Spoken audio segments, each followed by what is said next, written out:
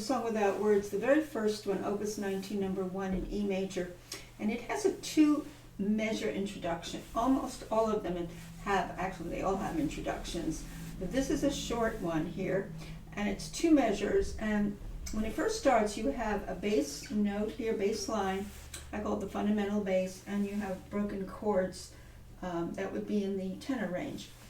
Once it gets through the introduction, it goes into 3 consistent voices, which is the soprano line, which is one you really need to flush out, and then a middle voice that's split, broken chords, 2 notes in the left mostly and 2 notes in the right, but 1 chord per beat that's broken, and then you have bass line.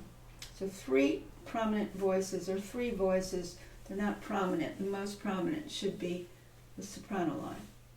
So at the very beginning, if I just single out the bass line, and this is what I do when I layer up my practicing, I always go very slowly at the beginning, and I first play through the bass line for the introduction, which will be, it's an E major, 1 and 2 and 3 and 4 and 1, dominant, side down. And that's basically that. The right hand again is starting with just outlining harmony in this introduction. So 1, blocking out 4/16, 2 and 3 and 4, and dominant 7 without the 5th. Now here I'm going to be blocking it out of rhythmic sync because of the way the fingers are moving. 3-note block, bring my thumb under, and the left hand will resume that 4-note broken chord, which will be 1, 3, 3, 2, and thumb, which gives me a chance to get down here. The reason I did it that way, the music says, is because when it unravels, it really works well to give you time to do your transit down to the bass line when it starts after the double bar, the actual body of the work in 3 voices. So if I go slowly now, I break the chords as written, I get this. Slow motion.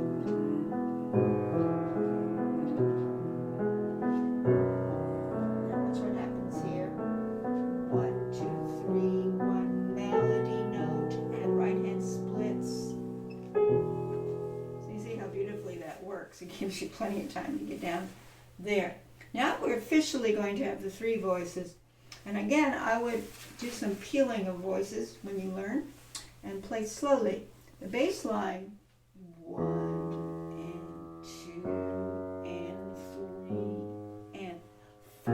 It's a sequence here. And then, or you could do legato, do it.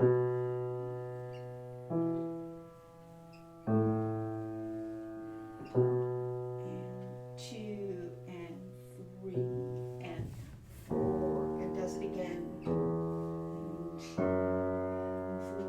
Sequence, B major. Intensify a little. 4 and 1. And this is like a little counter line here. 4 and we'll see why. And 4 and resolve. And 2 and 3 and 4 and 1 and 2 and 3 and 4 and 1 and 2 and 3, 4 5-4. 2 and 3, 4. Resolve it to the dominant. Ends in the dominant key, B major. Okay. So that's it's good to know your bass line. Now there was one place where I'm going to flesh out because it's going to be like a counterpoint to what the right hand's doing. It's going to feed into the left at that juncture, but you'll see what I meant when I actually play through it. Now you can also, if you want to do the middle voice, you can actually block the middle voice out like this.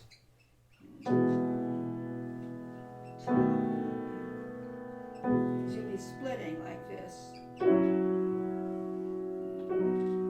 Dominant.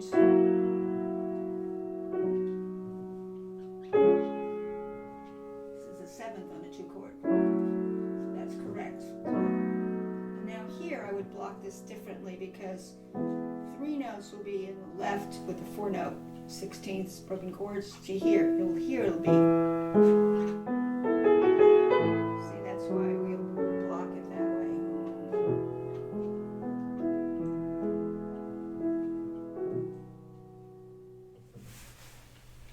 So in the right hand you have 4-5, 4-5, sequence more. Here I have to do a 5 there because I can't stretch it when I add the lower voice. Try to be expressive, like you're singing it.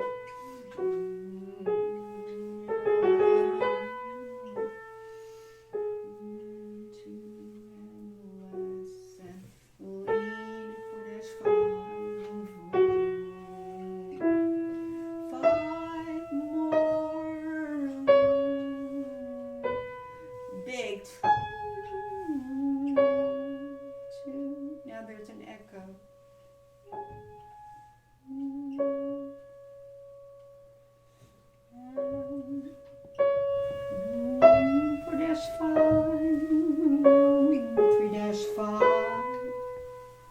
4-5, slide down, 2 and 3, 4 and crescendo.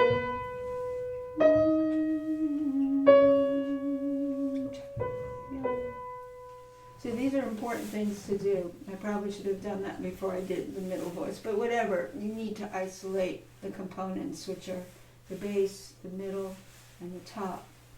Now, normally I tell students to permutate different things, but it may be a little hard to permutate.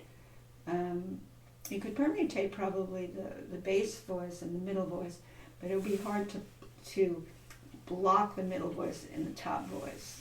So you could unblock it. But anyway, at this point, I'd probably play all the voices really slowly, and I would make sure that I tone down the middle voice. And I want to hear more of the top, and I might exaggerate toward the top, because I might say piano, but if you play too piano, the middle voice is going to jump out, because this is kind of a bright part of the piano. So in this piano in particular is very bright.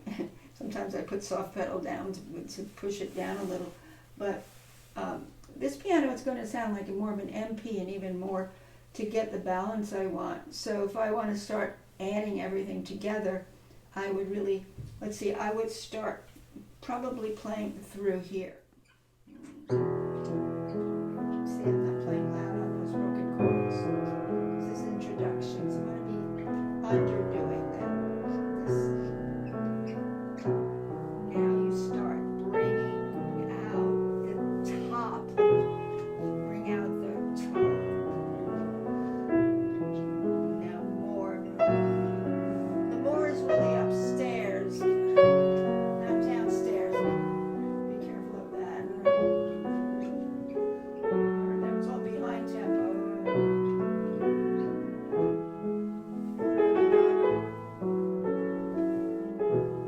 Do some dynamics to shaping. It starts again. So really bring out that top voice. Upstairs.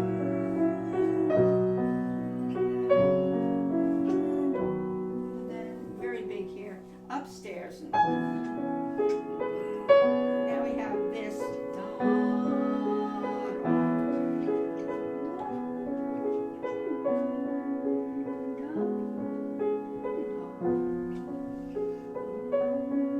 Dip down.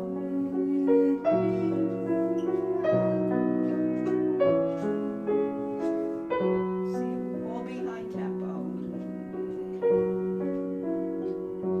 Says diminuendo here. But it's going to build as the bass line.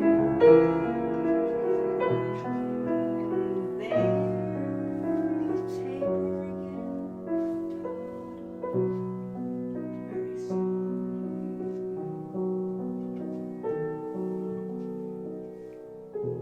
This will just give you an idea. And I put my soft pedal down there on this piano because this piano jumps out on me too much. If you have your piano is not as bright as mine, it would work. You know, that's basically what's going to happen throughout the piece, is that type of voicing, and that kind of blocking will really bode well. Now there are places where you should know about modulations, and these modulations even occurred on this first page where he slips into chords either through diminished chord under a chord or a secondary dominant of the dominant. You know, like F sharp 7 is the dominant of B major, that would be called the dominant of the dominant. Dominant is B major, and you put another dominant over it, you get the dominant of the dominant. You have to kind of listen for that and even write it into your piece. And there's a couple of places, a lot of places where there's some big key changes. The second ending is in the dominant, and I'll show you what happens here.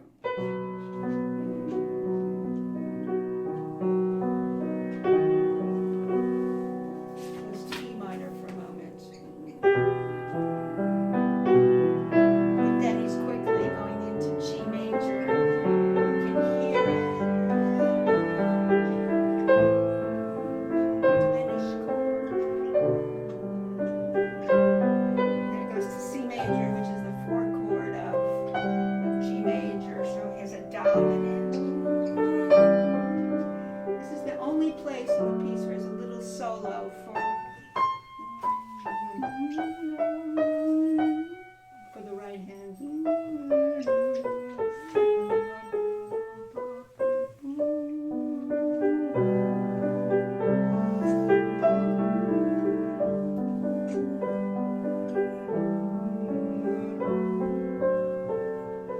Anyway, you get the flavor of how this is all flowing out in 3 voices, and so this is what you should do. Separate your soprano, play through your soprano, play through your middle voice, block it out, then unblock the middle voice, which is harmonic. It's very harmonic. And then you have that beautiful framing bass that you should know really well.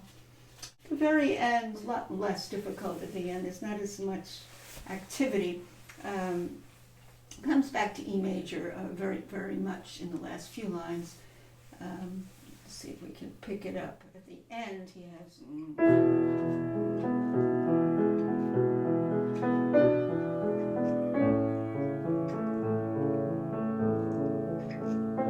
See, you have to really tone down that middle voice.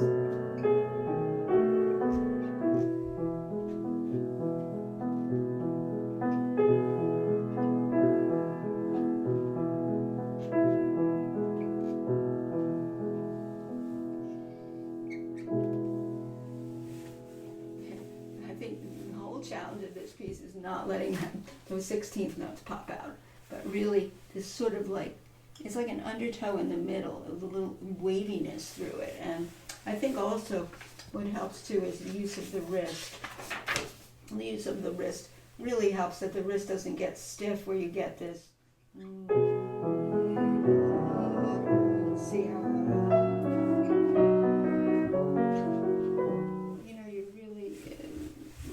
let yourself just flow and let the wrist go forward when it needs to go forward, so that you get this beautiful singing tone.